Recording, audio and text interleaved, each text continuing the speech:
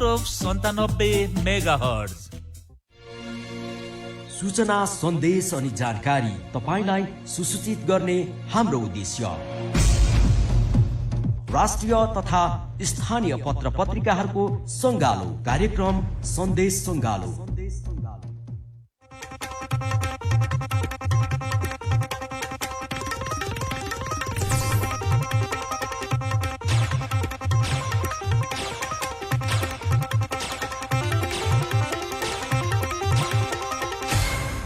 नमस्कार अनि हार्दिक स्वागत गर्न चाहन्छु। यो हो समृद्धिका लागि सँगसँगै रेडियो गौरव 97 मेगाहर्जको बिहानी प्रस्तुति पत्र पत्रिकाहरूको सङ्गालो कार्यक्रम सन्देश सङ्गालो र कार्यक्रमको साथमा उपस्थित भइसकेको छु म महेन्द्र थिङ।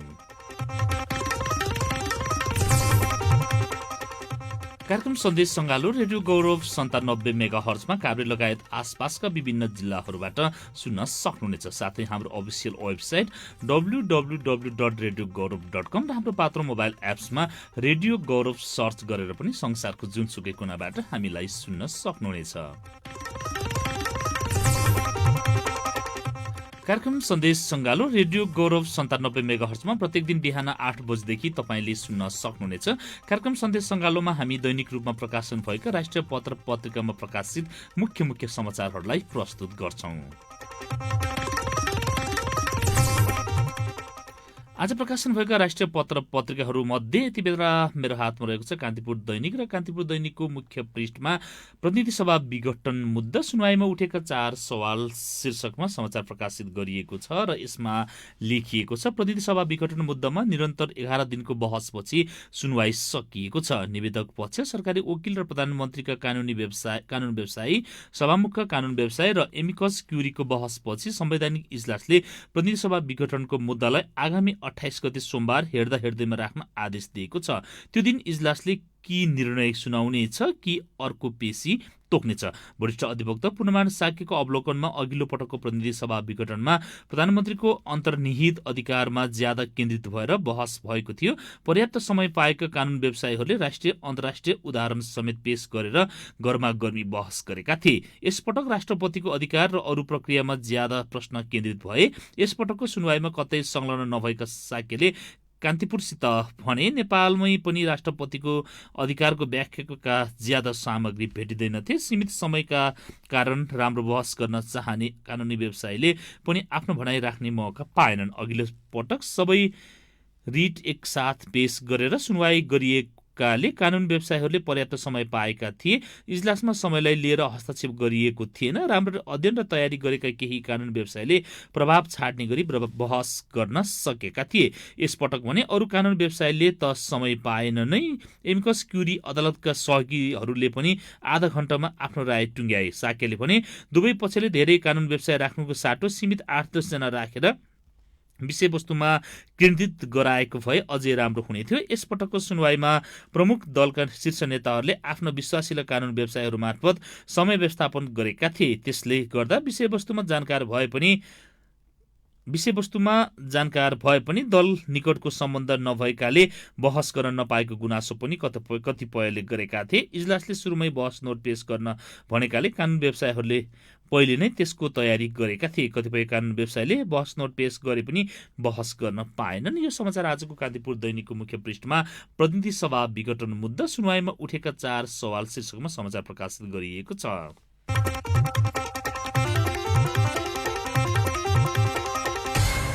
दशकको सकसपछि तामाकोसीबाट बिजुली शीर्षकको समाचार आजको कान्तिपुर दैनिकको मुख्य पृष्ठमा प्रकाशित गरिएको छ र यसमा लेखिएको छ निर्माणको 1 दशक अवधिमा अनेक समस्या झेलेको राष्ट्रिय गौरवको आयोजना माथिल्लो तामाकोसीबाट 76 मेगावाट विद्युत परीक्षण उत्पादन सुरु भएको छ। जडित क्षमता 456 मेगावाट रहेको यो आयोजनाका 6 वटा युनिट मध्ये पहिलो युनिटबाट परीक्षण उत्पादन थालिएको हो। पहिलो युनिटबाट परीक्षण उत्पादन सुरु भएको हरेक 10 दिनमा थप अर्को युनिटबाट विद्युत उत्पादन उत्पादन सुरु गर्ने आयोजनाको तयारी छ। भदौ 15 सम्म 6 वटै युनिटबाट विद्युत उत्पादन हुने आयोजनाको अनुमान छ। दोलखा स्थित आयोजनाको प्रधानमन्त्री केपी शर्मा ओलीले सोमबार निवासबाटै स्विच थिचेर भर्चुअल उद्घाटन गरे। आयोजन स्थलमा समेत उद्घाटन कार्यक्रम राखिएको थियो। उद्घाटनका समयमा भने 7.5 मेगावाट मात्रै विद्युत उत्पादन भइरहेको थियो। पहिलो युनिटबाट 76 मेगावाट व्यावसायिक उत्पादन राष्ट्रिय प्रसारण लाइनमा जोडिएको आयोजनाका प्रवक्ता गणेश न्यौपानेले जानकारी दिए। एक सातापछि दोस्रो युनिटबाट थप 76 मेगावाट विद्युत उत्पादन हुने उनले बताए। 220 केबी देवीटार सब स्टेशनबाट राष्ट्रिय प्रसारण लाइनमा विद्युत पठाएका छौं। उनले भने सोमबार औपचारिक रूपमै उत्पादन सुरु भएको छ। 5 वर्षमा निर्माण सक्ने लक्ष्य साथ 2067 मा निर्माण सुरु भएको आयोजनाको उत्पादन थाल्ने मिति लक्ष्यभन्दा 6 वर्ष पर धकेलिएको हो। आयोजनाको तयारी 2060 सालतिरबाटै थालिएको थियो। आर्थिक वर्ष 2073-74 मा निर्माण पूरा गर्ने फनिएकामा भूकम्पपछि आयोजना स्थलमा गएको पहिरो र त्यसपछिको नाकाबन्दीका कारण 2.5 वर्ष निर्माण बिथोलिएको थियो। यस्तै ठेकेदारको ढिला सुस्ती र कोभिडका कारण आयोजना निर्माण 4 वर्ष प्रभावित भएको आयोजनाको अध्यक्ष एवं नेपाल विद्युत प्राधिकरणका कार्यकारी निर्देशक हितेन्द्र देव साक्य बताउँछन्। यो समाचार आजको कान्तिपुर दैनिकको मुख्य पृष्ठमा दशकको सकसपछि तामाकोसीबाट बिजुली शीर्षकमा समाचार प्रकाशित गरिएको छ।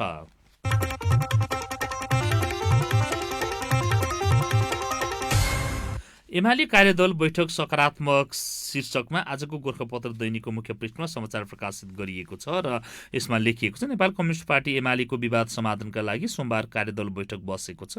प्रधानमन्त्री तथा नेकपा एमालेका अध्यक्ष केपी शर्मा ओली र वरिष्ठ नेता माधव कुमार नेपालको सहमतिमै सोमबार कार्यदल बिउताइएको हो। सोमबार साँझ सिंहदरबारमा औपचारिक रूपमा बसेको कार्यदल बैठक सकारात्मक भएको प्रतिक्रिया नेताहरूले दिनुभएको छ। नेकपा एमालेका उपाध्यक्ष भीम रावलले निश्चित कुनै विषयवस्तुमा छलफल प्रवेश नगरे पनि पार्टीभित्र देखिएका समस्याका विषयमा गम्भीर विश्लेषण भएको बताउनुभयो। उहाँले पार्टी एकता कायम राख्न सबैले प्रयास गर्ने र कार्यदलको बैठकलाई निरन्तरता दिने सहमति भएको जानकारी दिनुभयो। कार्यदलका सदस्य गोकर्ण विष्टले कार्यदल बैठक सकारात्मक भएको र यसले आम पार्टी कार्यकर्ता र जनतामा एकताको आशा जगाएको बताउनुभयो। यो समाचार आजको गोर्खापत्र दैनिकको मुख्य पृष्ठमा एमाले कार्यदल बैठक सकारात्मक शीर्षकमा प्रकाशित गरिएको छ।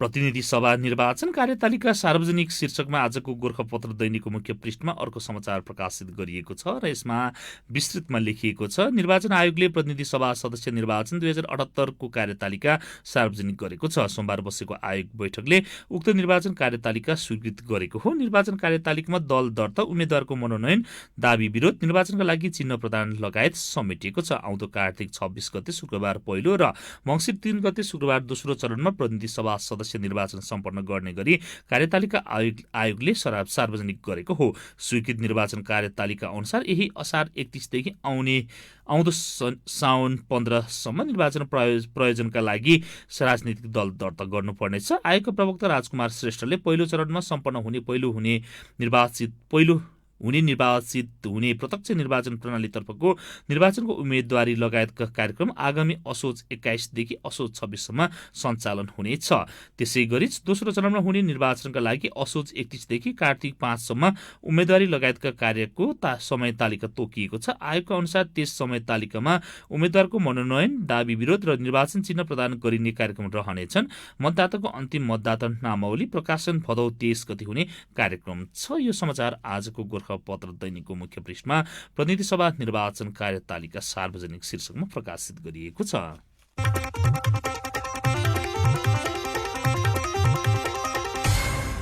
आजको गोर्खापत्र दैनिकको भित्री पृष्ठमा कोरोनाबाट मृत्यु हुनेका परिवारलाई सहयोग शीर्षकको समाचार काभ्रेबाट प्रकाशित गरिएको छ र यसमा लेखिएको छ काभ्रेको बेथानचोक गाउँपालिकाले कोरोनाबाट पालिकाभित्रका नागरिकको मृत्यु भएमा 50,000 रुपैयाँ मृतकका परिवारलाई सहयोग दिने भएको छ।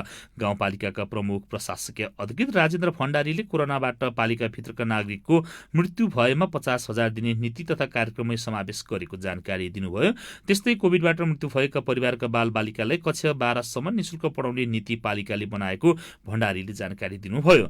पालिकाले खोपका लागि नेपाल सरकार र प्रदेश सरकारसँग पहल गर्ने र त्यसका लागि आवश्यक बजेट विनियोजन गर्ने भएको छ। पालिकाभित्र रहेका ज्येष्ठ नागरिकहरूको रोगको समयमै पहिचान रोकथाम गरी जनधनको रक्षा गर्न गाउँपालिका अध्यक्ष ज्येष्ठ नागरिक स्वास्थ्य परीक्षण कार्यक्रम वडा स्तरसम्म सञ्चालन गर्ने भएको छ।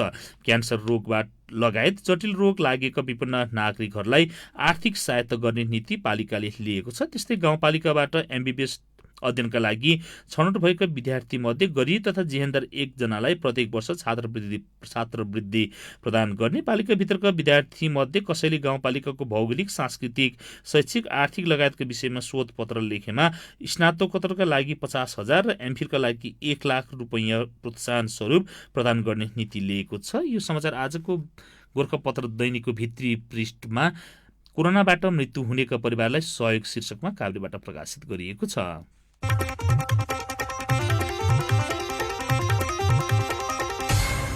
आजको राजधानी दैनिकको मुख्य पृष्ठमा खोपको आशामा 2 करोड 9 लाख नागरिक शीर्षकमा समाचार प्रकाशित गरिएको छ र यसमा लेखिएको छ देशभर कोरोना भाइरस संक्रमण विरुद्ध खोप लगाउन योग्य 2 करोड 9 लाख 96,809 जना नागरिक खोपको प्रतीक्षामा छन्। स्वास्थ्य मन्त्रालयले तयार पारेको कोभिड-19 खोपका लागि लक्षित समूहले प्राथमिकीकरणका अनुसार अनुमानित 2 करोड 17 लाख 56,763 जनालाई खोप लगाइनेछ, जसको अन्तर्गत अहिलेसम्म 7,59,954 जनाले खोपको दुवै मात्र पहिलो र दोस्रो लगाएका छन्। 26,11,807 जनाले खोपको पहिलो मात्र लगाएका छन्। 13,50,000 ज्येष्ठ नागरिक र अन्य उमेर समूहकाले पहिलो मात्र लगाएको 3 महिना बित्नै लाग्दा पनि दोस्रो मात्र लगाउन पाएका छैनन्। उनीहरूका लागि सरकारले एन्टिजेनका को खोप लगाउने निर्णय गरिसकेका छन्। स्वास्थ्य मन्त्रालय स्रोतका अनुसार अब क्रमिक रूपमा खोप आपूर्ति हुँदै जाने र 1 महिनाभित्र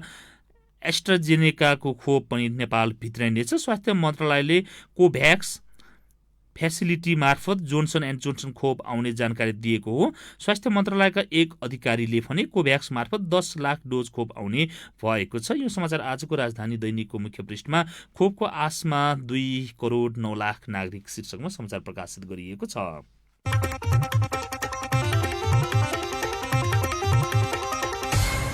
गाउँका सिंहदरबारमा समस्या 220 स्थानीय निमित्तको भरमा शीर्षकमा आजको राजधानी दैनिकको मुख्य पृष्ठमा समाचार प्रकाशित गरिएको छ र यसमा लेखिएको छ देशका 220 वटा स्थानीय तह प्रशासकीय अधिकृत विहीन अवस्थामा छन्। प्रमुख प्रशासकीय अधिकृत नहुँदा ती स्थानीय तहले प्रशासनिकदेखि नीतिगत रूपमा समेत विभिन्न समस्या भोग्न बाध्य भइरहेका छन्। महानगरपालिका उपमहानगरपालिकादेखि नगरपालिका र गाउँपालिका गरी 220 वटा स्थानीय तह लामो समयदेखि निमित्तका फर्ममा सञ्चालन भइरहेका छन्।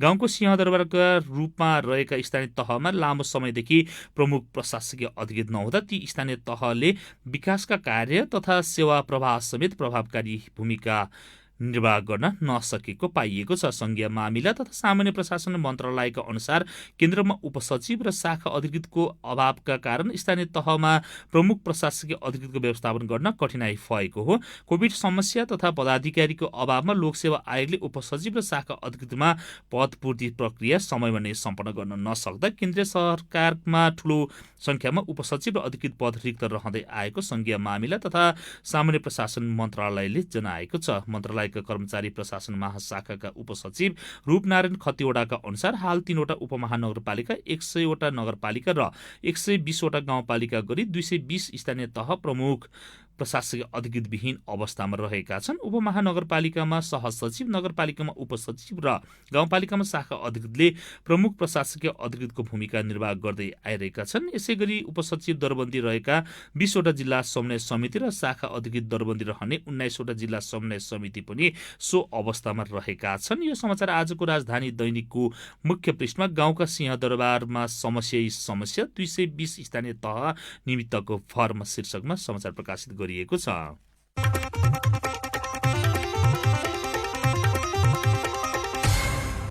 सशस्त्र र प्रहरीलाई सेनाको हतियार शीर्षकमा आजको नयाँ पत्रिका दैनिकमा समाचार प्रकाशित गरिएको छ र यसमा लेखिएको छ नेपाली सेनाले अमेरिकाबाट खरिद गरेको M16 हतियार प्राप्त गरेपछि उसँग रहेको मौजदात हतियार सशस्त्र र नेपाल प्रहरीलाई दिएको छ। सशस्त्र प्रहरीलाई गत वर्ष साउनमा 600 थान इन्सास हतियार उपलब्ध गराएको सेनाले सोमबार नेपाल प्रहरीलाई 10,816 नाल राइफल र मेसिन गन उपलब्ध गराउने घोषणा गरेको छ। सेनाले अमेरिकाबाट 10,000 थान M16 राइफल खरिद गरेपछि मौजदात हतियार नेपाल प्रहरीलाई उपलब्ध गराउन लागेको हो। मन्त्री परिषदको निर्णय अनुसार हामीले नेपाल प्रहरीलाई 3 चरणमा हात हतियार, मेसिन गन, गोला बारुद उपलब्ध गराउँदैछौँ। अहिले सांकेतिक रूपमा 300 थान हतियार, गोला बारुद र सम्बद्ध सामग्री हस्तान्तरण गरिएको हो। सैनिक प्रवक्ता सहायक रथी सन्तोष बल्लभ पौडेलले बताए। यो समाचार आजको नयाँ पत्रिका दैनिकको भित्री पृष्ठमा सशस्त्र र प्रहरीलाई सेनाको हतियार शीर्षकमा समाचार प्रकाशित गरिएको छ।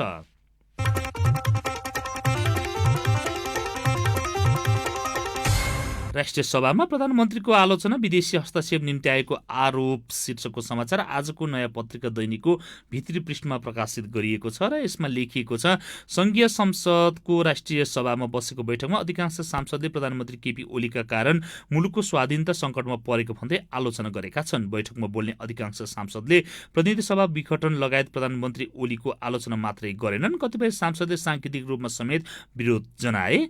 माओवादी नेता एवं राष्ट्रिय सभा सदस्य नारायण काजी श्रेष्ठले प्रधानमन्त्री ओलीका कारण राष्ट्रिय स्वाधीनता सङ्कटमा परेको बताए। श्रेष्ठले प्रधानमन्त्री ओलीले विदेशी हस्तक्षेप आमन्त्रण गरेर आन्तरिक मामिलामा हस्तक्षेप निम्त्याएको बताए। प्रधानमन्त्रीले संविधानको नाङ्गो उल्लङ्घन गर्नुभयो, लोकतन्त्रको धज्जी उडाउनुभयो, अध्यादेशबाट शासन चलाएर निरङ्कुशता लाद्न खोज्नुभयो र भ्रष्टाचार बढाउनुभयो। श्रेष्ठले भने सत्ता लिप्सका कारण विदेशीलाई आन्तरिक मामिलामा हस्तक्षेप गर्न निम्त्याउनु मात्रै भएन, उनीहरूकै सहयोगमा अहिले राष्ट्रियता विरोधी काम गरिरहनु भएको छ। सांसद विमला राई पौडेलले अपाङ्गता भएका व्यक्तिहरूका लागि घर घरैमा कोभिड-19 विरुद्धको खोपको व्यवस्था गर्न माग गरेकी छिन्। सांसद राईले हिँडुल गर्न नसक्ने सबै उमेरका अपाङ्गता भएका व्यक्तिहरूलाई तुरन्त खोपको व्यवस्था गर्न माग गरेकी हुन्। जुनसुकै उमेर समूहका अपाङ्गता भएका व्यक्तिहरूलाई घर घरैमा खोपको व्यवस्था गरियोस्। पछिल्लो उपनिर्वाचनबाट राष्ट्रिय सभा सदस्यमा विजयी भएका किमलाल देवकोटाले सरकारका धेरै वेबसाइटहरूमा नेपालको पुरानो नक्सा नै रहेको भन्दै सच्याउन अनुरोध गरे। यो समाचार आजको नयाँ पत्रिका दैनिकको भित्री पृष्ठमा राष्ट्रिय सभामा प्रधानमन्त्रीको आलोचना, विदेशी हस्तक्षेप निम्ति आएको आरोप शीर्षकमा समाचार प्रकाशित गरिएको छ।